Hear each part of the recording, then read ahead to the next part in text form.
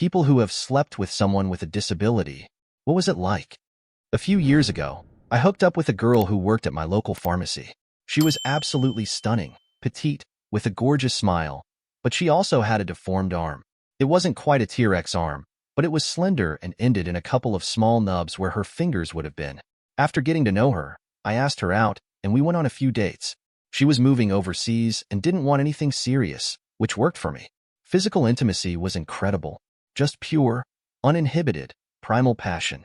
We went at it like two animals ensuring the survival of our species, anywhere and everywhere. One weekend, I was hanging out at her place. We got a little drunk, a little high, and eventually started fooling around. At one point, she asked if she could play with my back door. I was open to it, so I let her do her thing, and she was good. All sorts of techniques I never knew I'd enjoy, but I was fully into it. Then she said, "I'm going to try something, baby. Just relax." That's when I felt something larger. It had some girth, but it felt surprisingly good, so I went with it. Then I heard her whisper, "This is so cool." Curious, I looked down, only to realize she had used her deformed arm to spice things up. Tiny nubs and all up to her forearm. And that, my friends, is how we both accidentally discovered a certain liking. She moved away a few months later, but let's just say it was a hell of a good time while it lasted. Story 2. A few years ago, I met a woman who was missing a lower leg and had a deformed arm. We hit it off, went back to my place, and ended up in bed together. Up to that point, nothing about the night felt out of the ordinary. Sometime in the middle of the night, I got up to use the bathroom. As I stepped out of bed, my foot landed on something solid. Her prosthetic leg, which she had taken off and placed under the bed. Half asleep and still a little drunk, I looked down and saw foot. For a brief, terrifying moment, my brain convinced me there was a dead body under my bed. It scared the hell out of me. It took a solid 30 seconds before I snapped out of it and realized it was just her prosthetic. Story 3. I have to share one of my favorite and rather wild NSFW stories from my own life. Back when I was at university, I dated a girl for a few months who had a bunch of health problems. She was born underweight, had bad joints, fibromyalgia, an inverted uterus, and a bunch of other things. Intimacy was a little tricky, but she was fun and attractive, so we made it work. She also lost her right eye to an infection when she was a kid, so she wore a glass eye. One time, during a particularly intense session, a particularly vigorous move sent her glass eye flying. It hit the headboard with a distinct ting. I froze, not sure what had happened, only for her to turn around with one eye missing and burst out laughing when she saw the look on my face. She was a great sport, and we're still friends today. To this day, she says that's never happened with anyone else. Story 4. A friend of mine was at a house party on a friend's farm where a few of us decided to stay in tents set up on the property. He started talking to a girl who seemed nice enough, though I noticed he was using a lot of hand gestures, which I just assumed was his way of expressing himself while drunk. As the night went on and we were all getting pretty drunk, I stepped away to relieve myself behind some tents. While I was finishing up, I heard an odd sound, like someone in distress. Curious, I finished up and went to investigate the noise. It led me to my friend's tent, which was shaking. When I went inside, I realized he was having hooking up with the girl, and the noises I'd heard were actually her sounds. Turns out, she was deaf, and that was just how she expressed herself during intimacy. Story 5. On an end-of-season football trip, we were at a pub when a girl in a wheelchair started chatting with me and a couple of the guys.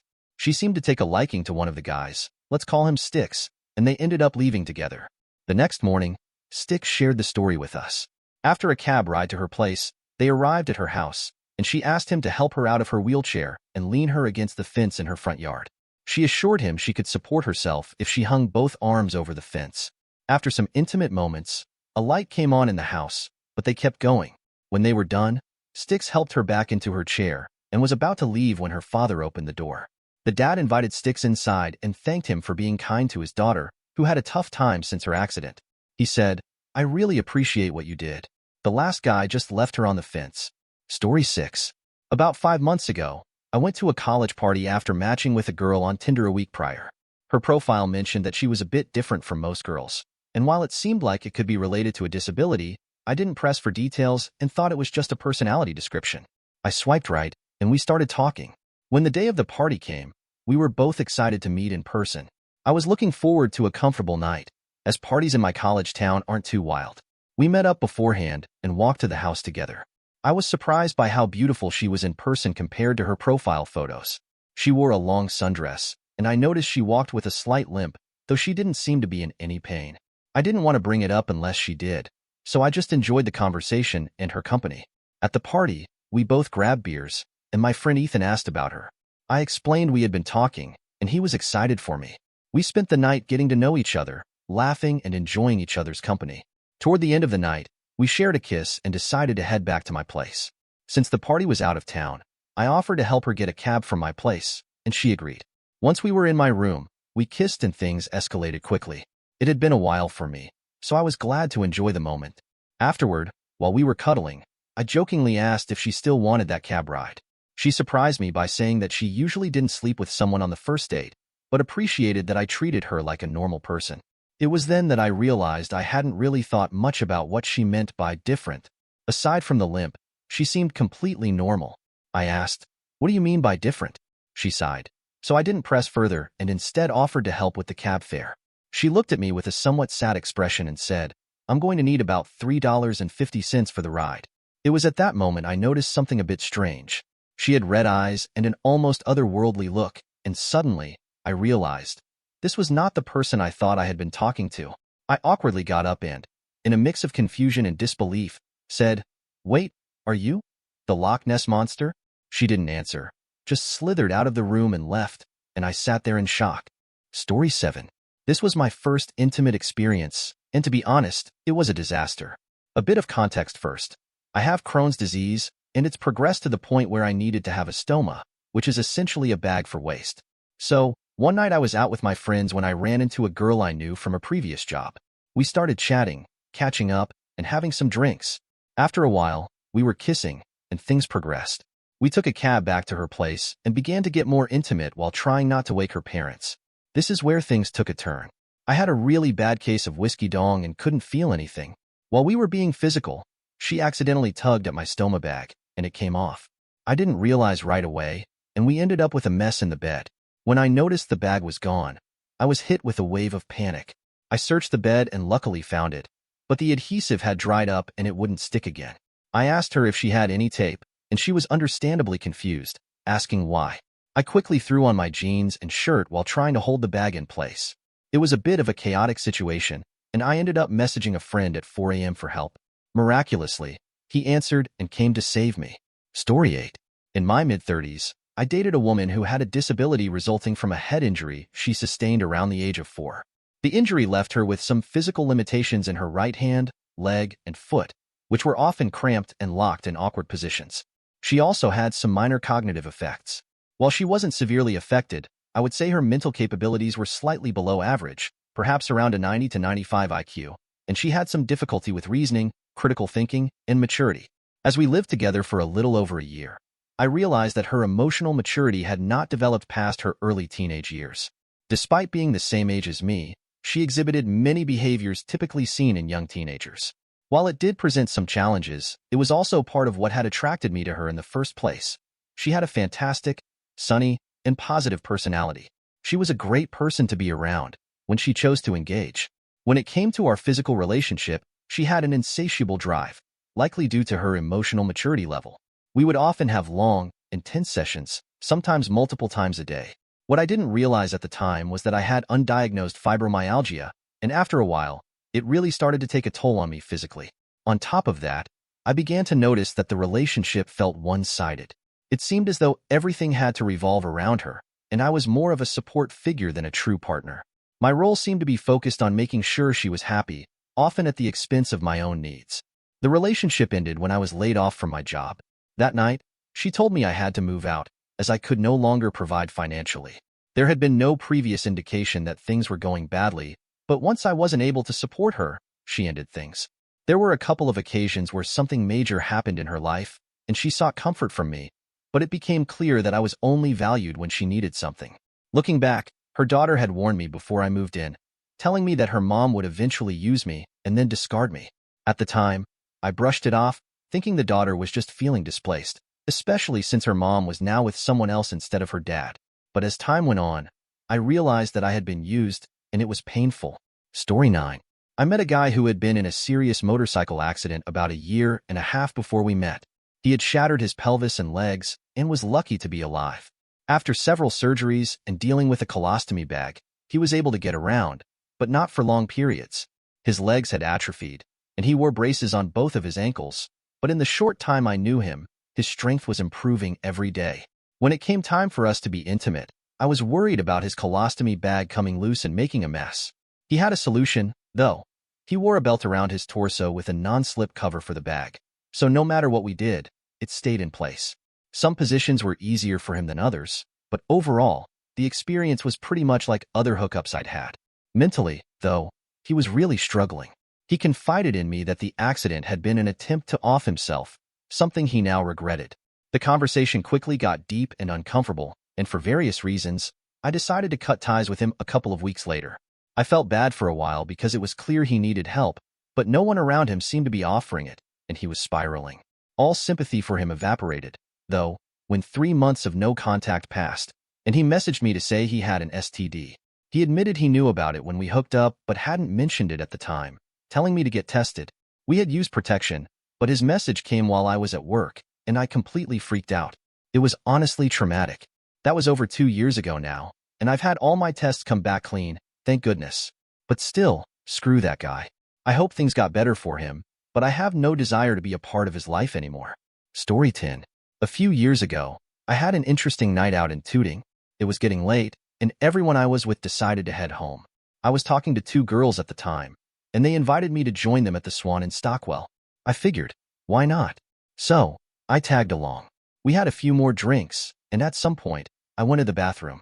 When I came out, I had completely forgotten what they looked like, and suddenly I was left standing by myself.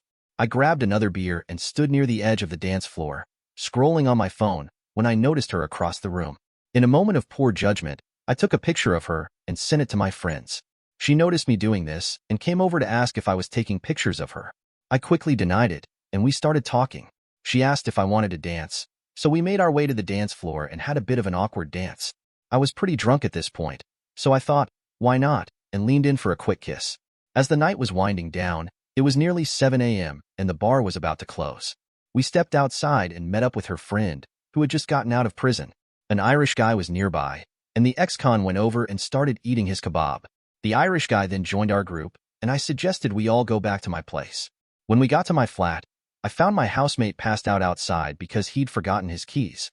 I gave him a little nudge to wake him up, and then we went inside. We ended up in my room, and well, things went from there. The next morning, I woke up to a lot of shouting. My other housemate had gone into the living room and found the Irish guy and the ex-con sleeping on the couch, which understandably confused him. They were both shouting, "Who the hell are you?" I got up, walked into the room, and there was my housemate holding my pinky finger. The Irish guy looked at us and casually said, "He's the guy that hooked up with the dwarf." We ended up sitting on the couch, smoking a joint and watching Dragon Ball Z together. After that, she left, and we never spoke again. Story 11. I once dated a girl who had a stroke. She had some visible effects from it, like a slightly droopy cheek and an eye that would wander, but she was still very attractive. The first time we were intimate, I thought things were going well. Then, she started giggling, which made me pause. I initially thought she was laughing at me, which really hit my pride. I had always been confident about my size, so I wondered if something was wrong. When I asked her why she was laughing, she reassured me that it felt good and encouraged me to continue. So, I did, but she giggled again. At that point, I was a little frustrated, but I decided to keep going. As I became more intense, the giggling grew louder, and I started to feel self-conscious. I ended up flipping her over, but she kept laughing. When I was finally done, I told her I was upset. She was confused, so I explained how her giggling was making me feel mocked. She then started laughing for real and explained that because of the stroke, her brain had wired the sensation of pleasure to come out as a giggle. It was a mix-up, but we both found it pretty funny after that. We ended up having a great time together for nearly a year. I also dated a girl who had a condition where one of her arms was underdeveloped, much like a character from Scary Movie 2. She was incredibly attractive and an amazing lover. We had to adjust positions since she couldn't use both arms for certain things, but overall, we had a really good relationship. She was sweet, and I didn't have any complaints. I wasn't looking for a serious relationship at the time, but she eventually moved on to someone who was lucky to have her. Another girl I dated had multiple sclerosis. She wore leg braces and needed help with walking, but I was always drawn to her personality more than anything physical. She was beautiful, but her self-esteem had taken a hit because of the teasing she'd endured in school. We had a great connection, and although we couldn't do anything too extreme physically, we shared many fun and meaningful moments together. Story 12. I casually dated a blind girl in college. We had a lot of fun, but we had to make sure her guide dog was in the room yet positioned so he couldn't assist. Without getting too explicit, it took a few tries for the dog to get used to us doing it without getting distressed, and we quickly learned to stick to the bed. Otherwise, he became a tripping hazard. There was definitely a learning curve. I took more than a few elbows to the nose until we figured out better communication. Eventually, we realized it made sense for her to keep a hand on the back of my neck or forearm so she could kiss me whenever she wanted, rather than just me initiating. My best advice? Once the initial nerves are out of the way, spend time establishing touch-based intimacy so your blind partner can navigate your body comfortably. Also, always get verbal consent when exploring new areas. Body language isn't as effective at preventing surprises. She absolutely loved sensory play with ice cubes. That's about all I can think of. Things didn't work out in the long run because she couldn't see herself with me. Yes, she actually said that, but mostly because I wanted to travel, and she had understandable anxieties about that. I told her that if you have to end things, at least doing it with a pun softens the blow. Story 13. I've been in a wheelchair since I was 17 due to a spinal cord injury. In college, I met a girl who was also paraplegic from an SCI, along with a traumatic brain injury that caused some memory and speech difficulties. We became close through a disabled students group and spent a lot of time together in our dorms since our rooms were accessible. She had been injured at just 7 years old, and her overprotective parents had kept her very sheltered. As we grew more comfortable, she confided in me that she had never been intimate with anyone before. That conversation led to kissing, and from there, we began exploring more physically with her. It was awkward and even comical at times, two paraplegic people figuring things out together. But more than anything, it was intimate and deeply meaningful. I understood the urological concerns and body image struggles she had, which helped her relax and feel safe. We took things slow, and over time, she became more confident, appreciating the experience of having her body seen with desire rather than in a clinical way. There were a lot of discoveries along the way. For example, we found that kissing her other lips allowed her to have multiple euphoric experience, a really special moment for both of us. We were cautious about autonomic dysreflexia, but thankfully, it never became an issue. We spent nearly a year simply exploring and enjoying each other's bodies, and it was an amazing experience. Eventually, she went on to date, have relationships, and even get married. We still keep in touch on Facebook, and I couldn't be happier for her. Story 14. I'm married to a man with a Barbie bum. My husband has Crohn's disease and had surgery to remove his large intestine and get an ostomy bag a month before we met. 3 years ago, he had his bum removed and the area sewn shut, hence the smooth Barbie bum. Despite that, physical intimacy is completely normal, and he's an incredible lover. The ostomy bag rarely gets in the way, and in 5 years together, we've only had 2 minor accidents, nothing catastrophic. More importantly, he's attentive, caring, and incredibly respectful. The biggest challenge wasn't physical. It was his self-image. Past partners had made him feel undesirable, and it took time for him to unlearn that. A little open-mindedness goes a long way. You never know. You might just end up with your soulmate. One who listens to your body at exactly the right moment. Repeatedly. Story 15. For 2 years, I dated a girl with ovarian cancer. It wasn't a disability, but a condition that deeply affected her life. One of the hardest parts was knowing that she was infertile, something I was aware of before we started dating. Every time we made love, and I choose to phrase it that way, in her memory, she would cry afterward. I always tried to comfort her, to reassure her that it was okay.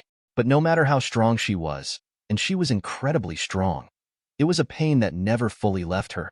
By morning, she would put on a brave face, pretending everything was fine, but I knew how much she was still hurting.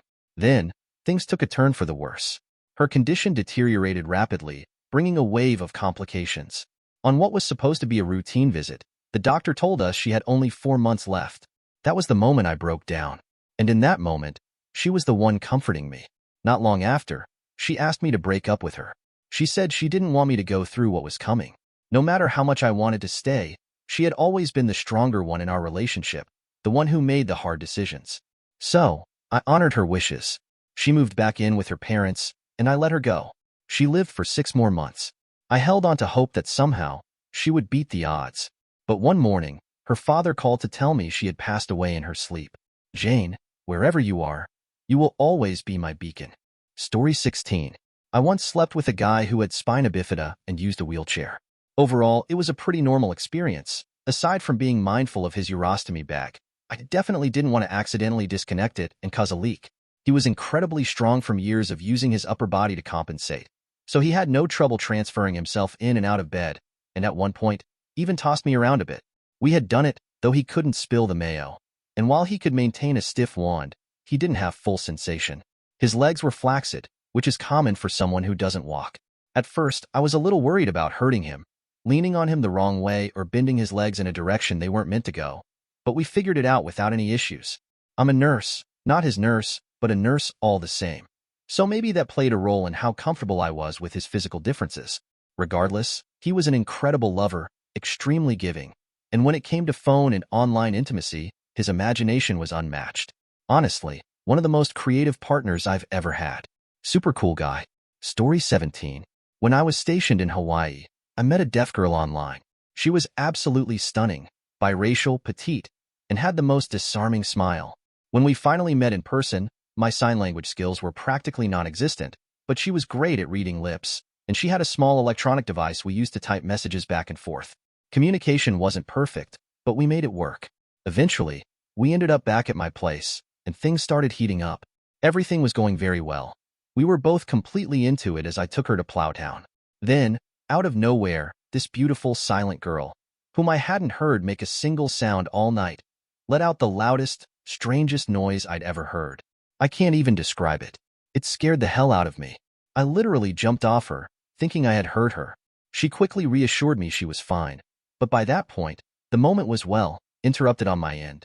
She seemed a little embarrassed, but I made sure to take care of her using alternate methods. Afterward, we grabbed some McDonald's, had a few laughs about it, and I took her home. Story 18. I'm deaf and wear a Cochlear implant. It used to be one that went behind my ear, but now my current processor isn't like that. I usually clip it to my shirt day to day, but if I want to hear my wife while we're being intimate, I need to keep my shirt on. At first, it wasn't a big deal, but after a few years, it started to get a little old. In 2019, I'll be upgrading my processor and switching back to a behind-the-ear model, just so I can hear my wife clearly while being completely bare. Story 19. I dated a girl back in the early 2000s who had lost a leg in a car accident. She had a very intense, almost compulsive attitude towards physical intimacy. It wasn't really about being a nympho. I think it was more about her using intimacy to cope with the anger and frustration she felt about her situation. Since her leg was amputated near her hip, certain position was often the easiest for us. It worked better for both of us, as I could move more freely without her leg getting in the way. Some people might find that uncomfortable to talk about, but I think she'd say it made the experience better, and I'd agree. She was a great person, and I really cared about her, but she had a lot of unresolved emotional issues and anger that I couldn't fully handle. After a while, it felt like I was just her outlet for those emotions, especially when she was having a rough day. I didn't blame her at all. Losing her leg had ended her career as a professional dancer, and I could see how deeply it affected her. I wanted to be there for her and support her through it, but her anger eventually pushed me away. The banging was intense and probably some of the best I've ever had, but it wasn't enough to hold the relationship together. People have asked if I ever felt weird or uncomfortable about her missing leg, but honestly, I didn't. It became just another part of who she was, and over time, it didn't even feel out of the ordinary. I cared about her deeply, and I still think about her sometimes. Story 20. My husband is an amputee. He lost his leg and some nerve function 10 years ago, which also causes some issues with impotence. It's not a major problem, but sometimes we have to end things earlier than planned, or not at all. Once he realized I wasn't judging him for it, especially back when we were dating, things got better. He used to be really self-conscious about it, which made it worse. But now, it usually just takes a little extra effort on my part to help him get comfortable. A big part of it is that he's incredibly giving. If he senses that I'm not fully into it, he's always willing to stop. It's just the kind of person he is, and I truly couldn't ask for a better partner. As for the missing leg, he's a below-the-knee amputee and wears a prosthetic. They've been working on the nerve damage for years, and he has good days and bad days. He can't stand for long during our intimate session, but physically, everything else is pretty much the same. The toughest part is when he really wants to be intimate, but he can't. It can be frustrating for both of us, but more than that, it's about how he's feeling emotionally. Despite the challenges, we have a really wonderful intimate life. Story 21. I once dated someone who had an inoperable brain tumor. The first time we hooked up was after a Halloween party, and we were pretty drunk. Things were going well until she had a major tonic seizure. The problem was, she hadn't mentioned that she had epilepsy, so I completely freaked out, thinking something was seriously wrong. When she finally came to, she explained that it was actually rare for it to happen during sexy time and that it was, believe it or not, a very positive thing. So, I guess I can check gasm-induced seizure off my bucket list. Story 22. I'm in a long-term relationship with an amazing woman who is paralyzed from the neck down. Before we started dating, I had this idea that her disability might be a deal-breaker. I was all about powerlifting and imagined I'd be with a strong, fit gym girl who could keep up with me and push me to be better. I even thought we'd build our relationship around fitness, or some idealized version of that. But my girlfriend completely won me over with her intelligence, humor, and incredible personality. No one makes me laugh like she does, and no one challenges me to grow into a better person the way she can. When it comes to the gym stuff, my physical strength actually ended up being super helpful for moving her around and making sure she's comfortable. And she thinks I'm sexy, so it's all worked out in unexpected ways. Our intimate life is great. She's fun and very visually oriented. But, aside from the usual above-the-neck stuff, there's limited physical feedback she can give, which can be challenging at times. Plus, there's always the risk of hurting her if we get too creative with positions. We were more adventurous at the start, but after some painful learning moments, we found what works and what doesn't. She's in pain a lot of the time, which can limit how much we can do. It's tough, but we've developed really strong communication, and when it's good, it's amazing. She's my best friend, and I wouldn't trade her for anyone. Story 23. I was born with a heart defect that causes me to get tired really quickly. Because of this, sexy time can sometimes be hit or miss. Most positions are fine, but if my wife and I try doing it somewhere other than the bed, like in front of the fireplace, it's a no-go. If I have to support myself for too long, I can turn blue from lack of oxygen, and well, no more banging after that. My blood pressure can also cause some performance issues, but luckily, my wife and I know what each other likes, so it doesn't take long. No marathon sessions happening here. My condition is called tricuspid atresia, a congenital heart defect where the tricuspid valve doesn't form properly. Essentially, the part of the heart that sends blood to the lungs for oxygenation is missing, which means my blood isn't properly oxygenated, and that's why I get tired so easily. I've had multiple open heart surgeries to address this, with the first one when I was just 3 days old. So, even simple tasks can be tough sometimes because of this condition. It's gotten easier as I've gotten older, and my cardiologist has said I'm very high functioning for someone with this condition. But chasing after a 3-year-old? Yeah, that's still rough. As for my wife, she's incredibly understanding. There are times when we can't finish, but most of the time, I've done enough to get her there. When it doesn't happen, she feels bad for me, but she's told me that I don't need to feel like I have to make up for anything. Sometimes, she even wants me to just do it and not worry about her, but I can't do that, so I make sure to help her afterward. For anyone who also gets tired quickly, if you think it might be heart-related, don't wait. Get it checked out ASAP. Heart issues aren't something to ignore, so please make sure to see a doctor if you think something's off. It might not be your heart, but it's always better to be safe. Story 24. I have a friend with benefits who was born with some physical challenges, which led to both of her legs being amputated at the thigh, as well as her left arm, amputated at the elbow. She gets around her apartment on a skateboard, which I think is pretty awesome. To describe her physically, she's a 90-pound, petite woman with no legs and half an arm. She enjoys being manhandled and taken control of in the bedroom, and the phrase sit and spin definitely applies to her. There are actually a lot of creative positions you can explore when your partner has a different physical experience. Story 25. A few years ago, I dated a deaf German girl. I'm hearing. I made sure to tell her right away that she made noises during our time that could easily be misinterpreted as abuse, but I said it in a way that didn't make her feel insecure. We ended things when she moved to Berlin, which was about 6 hours away from where I lived. More recently, I dated a girl who had an above-the-knee amputation. Honestly, there wasn't much difference. The only thing that occasionally threw me off was when she'd lay her thigh over me while I was half asleep, and I'd try to touch her leg, only to realize it wasn't there. We stopped seeing each other because we didn't have much in common. Physical intimacy was normal, though we couldn't do certain position where she wasn't on her back or stomach without her prosthetic on. I also dated a girl who had an arm amputated below the elbow. It wasn't an issue until she told me she was into some weird stuff related to pee. I'm just not into that. So we broke up because it wasn't something I could engage with. Then I dated a girl who had a birth defect causing a shorter V area. I don't recall exactly what it was called. I'm slightly above average in size, so it made intimacy a bit painful for her. Luckily, she was into backdoors, so that worked better for us. We broke up when I moved from Germany to the US. Earlier this year, I dated a blind girl, born blind. Our relationship was pretty normal overall. The hardest part was that she didn't like it when I'd watch movies because she felt like she couldn't experience them the same way. We ended things because she didn't think the relationship could last long-term. Intimacy was also normal. I just had to guide her to what I wanted or where I wanted her to go. Story 26. I had a deeply emotional experience with a girl who had muscular dystrophy. It was more than just physical. It was a moment of connection and love, and we both ended up in tears afterward. It's a sad but meaningful story, so I'll keep it brief. In college, I became friends with a girl in one of my classes who had MD.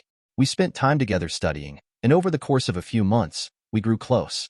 She confided in me that I was the first guy who had genuinely spent time with her, and she developed feelings for me. One day, she asked if I could help her with something very personal. She wanted me to take her V card. We had a long conversation about it, and she explained that she didn't think she'd ever get the chance again. Her parents and caretaker were supportive and involved in helping her prepare, which made the situation even more complex for me. At first, I struggled with the feeling that I might be taking advantage of her, since she couldn't move easily on her own. But when I set everything up, we shared a tender, intimate experience. I did my best to be slow and gentle. It was romantic, but also bittersweet. Afterward, we shared a quiet, emotional moment, talking and comforting each other with tears. It's a memory I'll always carry. Story 27. I briefly dated a girl with muscular dystrophy, who also faced complications from being placed in ineffective leg splints while in a Russian orphanage, which twisted her baby leg bones in a way that couldn't be corrected. I didn't know about her disability for the first few weeks we knew each other. We worked together, and we always sat in rolling chairs. She gave me a ride home once, but I never saw her walk to the car. I had developed a pretty serious crush on her without knowing this major part of her life. She had difficulty walking and sometimes used canes or had to undergo surgeries to relax her leg muscles enough to walk without them. As for the physical intimacy, it was great. She couldn't do some positions and got tired easily, but she was enthusiastic, adventurous, and had a really high drive. She was into stuffs that honestly went beyond my understanding at the time. Sadly, her chronic pain led to a dependence on opioids, and by the time I knew her, she was using drugs intermittently. We eventually broke up for reasons related to that. I was devastated when I heard she passed away from an overdose in 2020. It's a complicated memory. Story 28. I was once in a relationship with a girl who had a difficult history with self-harm, and though I was aware of her struggles, I didn't fully understand the triggers at the time. She would wear long sleeves and sweaters, hiding scars from past incidents. I asked her to promise not to hurt herself again, but I didn't realize how deeply rooted it was. One day, I caught her during an episode and witnessed a drastic shift in her behavior. She became unrecognizable, acting in a way I had never seen before. It was terrifying, and in the confusion of the moment, I tried to help her in the best way I knew how. In the aftermath, I realized that I couldn't be in a relationship where I felt helpless when someone was hurting themselves. I told her I couldn't handle it, and that night she tried to off herself. I still think about that situation, especially because of how deeply I cared for her. I had known her for a long time, and I loved her in a way that felt like it was unlike anything I had experienced before. However, the fear of being in another situation where I feel that same kind of helplessness is something I'm still dealing with. It makes me wary of letting myself get too close to anyone, and it complicates things now. Story 29. My girlfriend has a leg injury, so there are times when certain positions might not work, or we need to take breaks if she's in pain. Sometimes we avoid intimacy if the weather's affecting her condition, like when it's snowing outside. There are also moments when she experiences spasms or cramps, which can be a bit unexpected, but I try to stay supportive. She has ADHD, and sometimes when she takes her medication, she feels more energized and interested in intimacy, which is a fun and positive experience for us. I've had relationships with people who have different mental health experiences, like bipolar disorder, schizophrenia, depression, anxiety, autism, and ADHD. It usually requires a bit more communication to understand each person's needs and boundaries, but we make sure to talk openly about consent and make sure everyone feels comfortable. Story 30. My college boyfriend had contracted polio when he was just 8 months old, which affected the muscles from his navel down. As a result, he relied on a wheelchair for mobility. However, Despite this, he had a strikingly handsome face and a well-defined upper body. His abdominal muscles were functional but less developed, and his leg muscles had atrophied, making his knees partially immobile. He wasn't paralyzed and had normal sensation everywhere. Surprisingly, his condition didn't really impact our intimate life too much. We just had to make a few accommodations that were simple to manage and didn't require any special equipment. For example, he could bear weight on his knees if he had something to brace himself with, so certain positions, like on the couch, were easier for him if he wanted to be in control. The main challenge, though, was his size. He required very large rubbers due to his unique physical condition. His pelvic structure meant that he had less tissue covering the length of his dong than typical, which added a lot of length. As someone who was young and inexperienced, I found it challenging to keep up and was often self-conscious about not being able to meet his needs. In hindsight, I recognized that it was more about me feeling unsure of myself rather than anything to do with him. Ultimately, I ended the relationship, and I regret doing so. I truly hope he's happy and found someone who appreciates him for who he is. Wherever you are, I hope you found someone who loves you and can enjoy all the wonderful aspects of who you are. It wasn't your fault at all. Story 31. Back in college, my roommate's girlfriend invited her friend over, and we all had a fun night out together. After some time, we went back to our place, and she and I were sitting close on the couch while we watched TV, all a bit tipsy. My roommate and his girlfriend went to his room, and that's when things started to get a little more intimate between me and her. She was being affectionate, and things started to heat up, but then she paused and told me, "Just so you know, I tend to faint when I reach my peak, so don't worry if it happens." I wasn't fully processing it at the time, but continued anyway. As the night went on, things were getting more passionate, and due to the alcohol, I ended up lasting longer than usual. At one point, while on top, she suddenly collapsed onto me. I panicked for a moment but quickly remembered what she had told me, so I realized it was just part of her experience. After a few moments, she came to and picked up right where we left off, continuing without missing a beat. This pattern continued a couple more times that night, and I found myself wondering how to handle it. Ultimately, we finished things up and called it a night. The next morning, I shared the experience with my roommate, joking about it like those viral YouTube videos where goats faint. It became a funny inside joke for us, and she ended up being playfully known as the fainting girl among us. It was certainly an unforgettable night, and in hindsight, I appreciate how open and understanding we both were about the situation. Story 32. I had a relationship with a guy who had been partially paralyzed on his left side due to a brain bleed that required major surgery. He needed a special device to help him move his leg and had limited mobility in his left arm and hand. At first, our physical connection was a bit awkward as we navigated what positions would work best for us. It took more communication than usual, and I could tell a few times that he felt frustrated. However, once I was the one controlling, everything fell into place, and we had great intimacy. He was incredibly handsome, well-endowed, and an amazing kisser, which made everything feel even better. I also felt very at ease around him, which was reassuring. As someone who is fuller-figured, I often feel anxious about being vulnerable, but with him, it was like we had an unspoken understanding. We both acknowledged that we weren't perfect, and while we were both a bit nervous, we were committed to enjoying our connection and having good time. Overall, it was a wonderful experience. To add another experience, I once dated an amputee who had lost his left arm in a car accident. His missing arm didn't bother me at all, and it didn't really complicate things. I would help him with some tasks, but I was happy to do so. Our intimate life was fine, and his right hand did an excellent job of compensating. However, he was emotionally manipulative and abusive, often using his disability as an excuse for his negative behavior and mistreatment. It was a difficult situation, and despite his challenges, his attitude left a lot to be desired. Story 33. I met a guy on a date through OkCupid, and when he first spoke, I could tell there was something different about him. His messages had seemed fine, but he seemed to take more time to think about what he wanted to say when we met in person. As the conversation went on, he asked me some basic questions like my favorite color and animal, and I realized he might have some challenges with communication. He later shared with me that he was autistic and hadn't learned to speak until he was 8. I also have autism, though I'm not as severely affected, so I decided to be kind and offer him my friendship since he didn't seem to have many friends. He tried to kiss me a couple of times, but I made sure to let him know gently that I wasn't interested in that kind of relationship. Despite that, he continued asking me about dating, even though I kindly explained it wasn't going to happen. He was a bit challenging to talk to, often offering just 1 or 2 words, but occasionally he would say something that made me laugh. He was a bit difficult to be around, but I felt bad for him since he didn't have the social skills to make friends easily. Eventually, he started looking for dates on OkCupid again, even after I suggested he try an autism support group where he might meet someone who better understood his situation. One day, he brought home a girl he met on OkCupid, and I was concerned. My first thought was whether she was taking advantage of him, since my friend had a tendency to give gifts to show affection.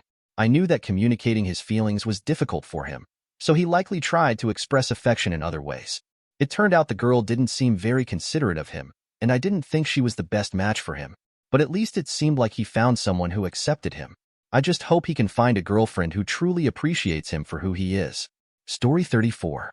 Some of the best banging I ever had was with a guy in a wheelchair, a paraplegic who'd broken his back in a freak accident when he was just 19. I had known him for quite a while, so we were already good friends and comfortable with each other. It's funny, though. He had 2 different girlfriends over the years who lived with him, and they both accused us of being more than just friends.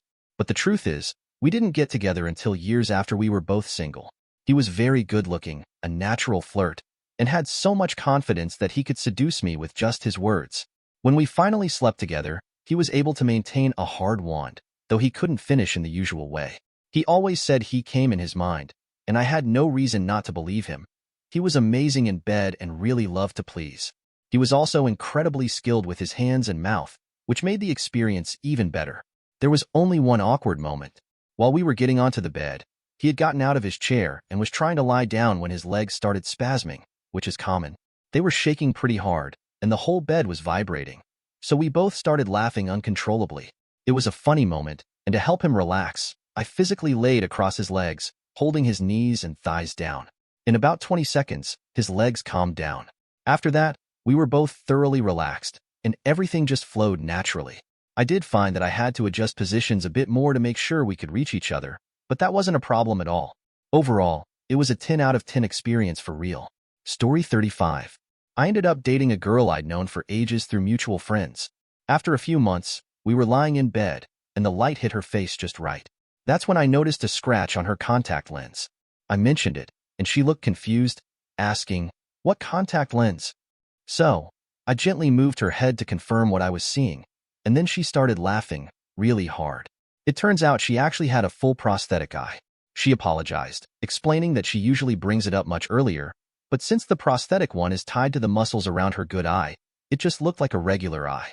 After a few moments, a lot of little things that had puzzled me started making sense, like why she always walked on my right side, or why she got quiet when driving. Since her right eye is the prosthetic one, I wasn't visible to her. We both had a good laugh about it, then moved on and got back to what we were doing. Story 36. Overall, it was pretty good. She was attractive and had a genetic condition that caused her joints to dislocate frequently, which meant she used a wheelchair. The looks we got when we went out on dates were a little uncomfortable, but I just ignored it. Aside from that, though, we had a great time. She was pretty adventurous, and it didn't seem like her disability affected things in the bedroom. One night, after, I asked her if she had dislocated anything during our time together. She said about 80 times, but apparently it wasn't a big deal for her. She was a really cool girl. Edit. For those asking, we're not together anymore, and honestly, I can't even remember exactly why we broke up. It wasn't anything dramatic. Story 37. I hooked up with a deaf girl I met on Tinder. We'd been texting for a few days when she told me she was deaf, just before we were about to meet up. I decided to be cool about it because, why not? I'm always up for trying new things, and she was attractive. During our date, we had to text each other the whole time since I don't know sign language, which made it easier for me to throw in some sexual innuendos. The date ended up with us going back to my place, and one thing led to another, and we hooked up. When I was about to be done, I wasn't sure how to let her know since I couldn't really talk to her mid-moment, and I wasn't about to stop everything to text. So, I just kept going and did it inside the rubber. I think she could tell that I had reached the end. It was a bit different in that she didn't make much noise during our intimate time. Not bad, just unique, I guess. Other than that, it wasn't too different from past experiences, though communication was a bit slower since we were texting the whole time. Story 38. Maybe not disabled exactly, but I once hooked up with a woman who had hemophilia, von Willebrand disease, a clotting disorder, and a bit of a learning disability. It also happened to be right in the middle of her cycle. She warned me there might be a little bit of blood, so I wasn't too concerned and threw a towel down on the bed. The intimacy itself wasn't the worst, but when I went to the bathroom afterward to clean up, I noticed blood smeared from the middle of my thighs all the way up to the bottom of my chest. I went back to my room, turned on the light, and got a good look at the situation. The towel hadn't done much.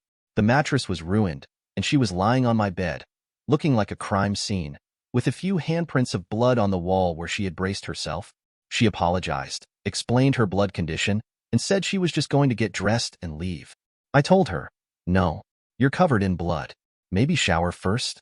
So, naturally, we ended up having round 2 in the shower. The hot water actually made the blood feel kind of sticky, which weirdly felt kind of good, not gonna lie. Being the bachelor I am, I just flipped the mattress around and tried to forget about the stain for a while. Story 39. My wife is missing her arm from the elbow down, but honestly, it's never been something I focus on or even really notice. Right from day one, almost 8 years ago. The intimacy has always been amazing, though I'm sure she'd argue differently, and she can do everything any other woman can, both in and out of bed. Every now and then, she'll be preoccupied with something, and I'll ask her to grab something without thinking. She'll reply with something like, "Yeah, just let me grow another hand real quick." Or if she's struggling with something, I'll instinctively ask, "Hey, do you need a hand?" And she'll respond, in the driest tone, "Well, what does it look like?" while waving her nuggie, her term for it, in the air. Story 40. She was a really close friend who had lost part of her arm in a car accident years before. When I found out no one had asked her to the school dance, I decided to invite her. I hadn't planned on going, not really my kind of music, but I didn't want her to miss out just because she didn't have a date. When I asked, she happily said yes. An older friend offered to drive us, so I went to pick her up from her house. Her mom greeted me with a hug so tight I could barely breathe, and her dad shook my hand in a way that felt like my first real welcome to adulthood handshake. When she stepped out, I was blown away. Her hair was perfect, her dress was stunning, and for the first time, I realized how incredible she looked. She usually dressed pretty modestly, so I hadn't noticed before, but that night, she was absolutely breathtaking.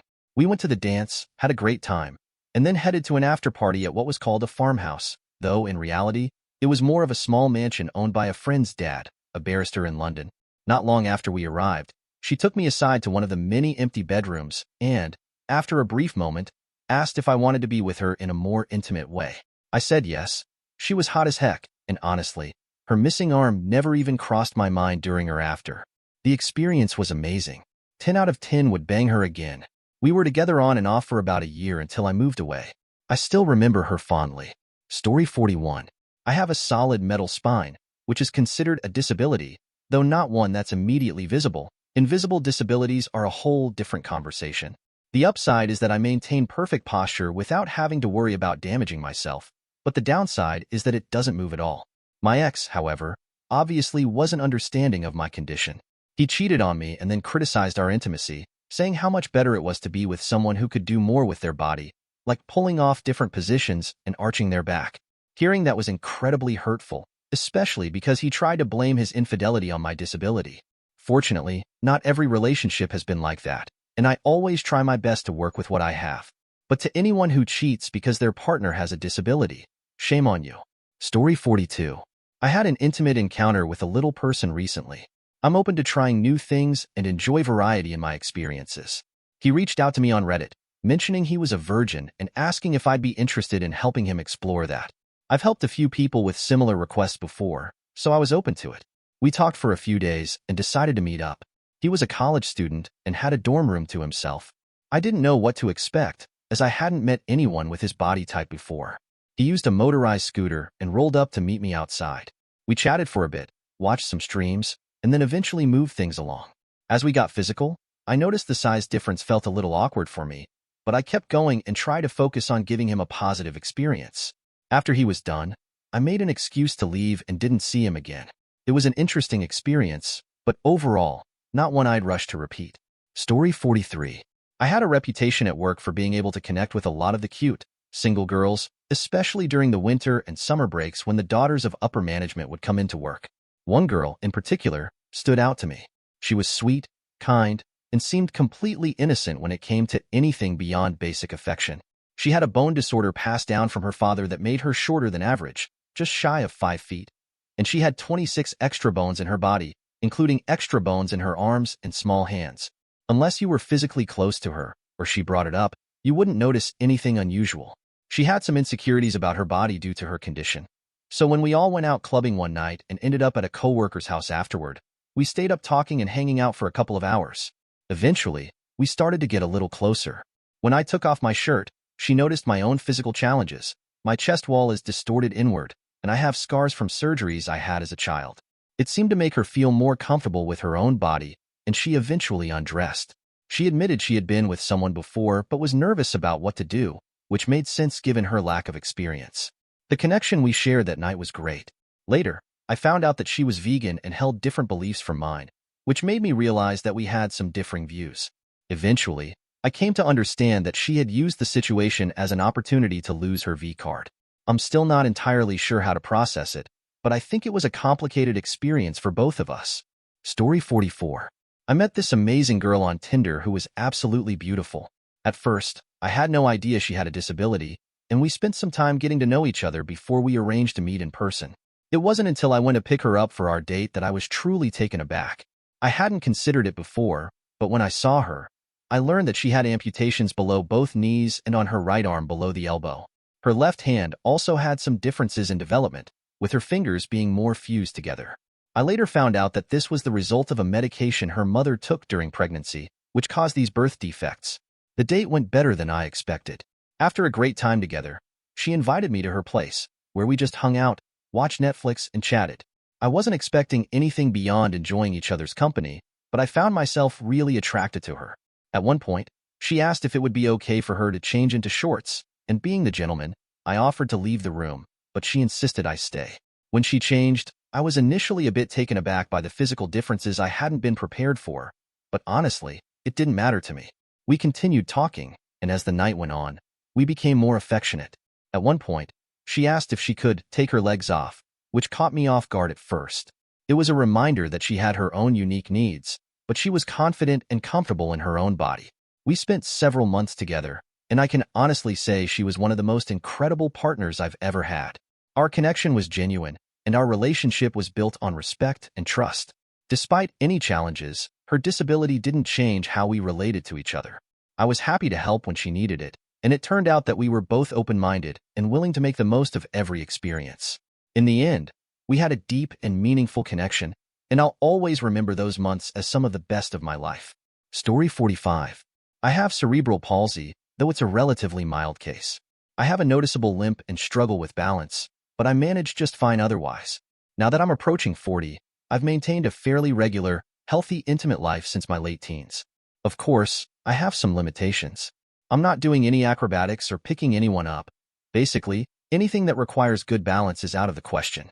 I've had both great and less than ideal experiences, and some interactions have been more memorable than others.